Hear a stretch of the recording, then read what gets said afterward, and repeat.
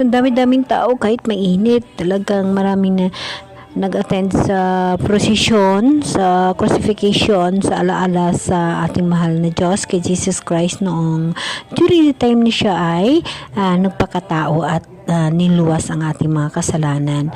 Brothers and sisters, sobrang init. Ngunit ito, talagang napakarami ang tao. At ang maganda lang dito sa Calvary ng Ginsangan kasi maraming puno ng kahoy.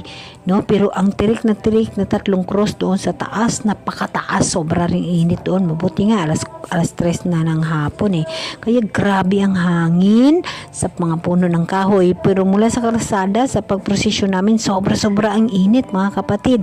Kaya sa dami ng tao, sa daming nag-attend sa prosesyon, kag sa programa ng ating parokya, sa pag-alaala ng buhay ni Jesus Christ, talagang sobrang dami ang tao.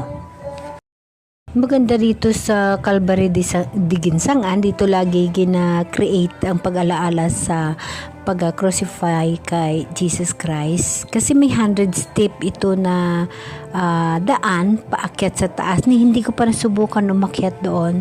The time will come na pupuntahan ko yun at aakyatin ko yun. Kasi gusto ko ring makaakyat sa 100 step na daan patungo sa 3 cross, no, sa Calvary.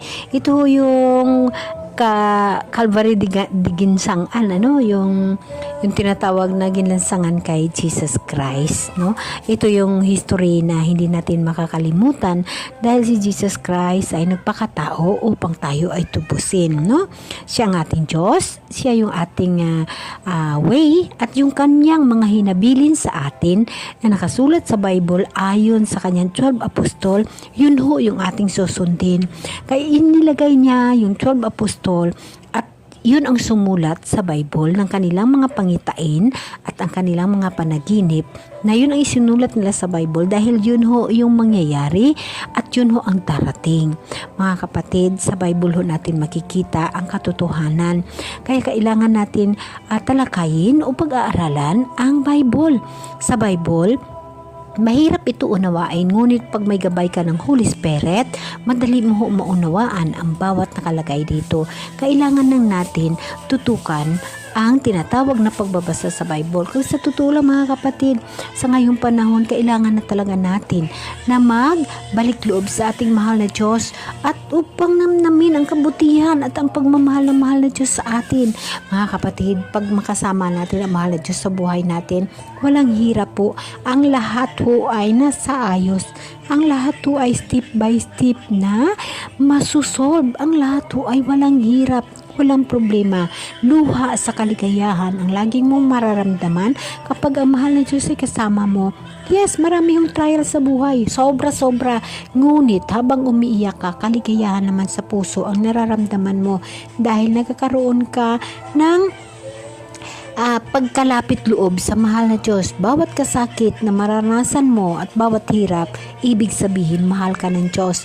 Dahil sa bawat kasakit at bawat hirap na mararamdaman mo, masaya naman ang puso mo. Naghihirap ang katawang lupa mo dito sa mundong ibabaw, sa pangyayari sa mundong ibabaw, sa nangyayari sa buhay mo, sa kahirapan. Ngunit ang kaluluwa at ang laman ng puso mo ay napakaligaya. Dahil kasama mo ang Diyos. Mga kapatid, ako ay naging isang saksi sa pagmamahal at mga mirakulo ng mahal ni Diyos sa buhay ko na yun ang isang pinanghahawakan ko upang makahanda ako sa pagsalubong sa Kanya sa buhay na walang hanggan sa Kanyang pagbabalik sa second coming. Mga kapatid, gustong-gusto kong makikita ang pagbalik ng ating mahal na Diyos.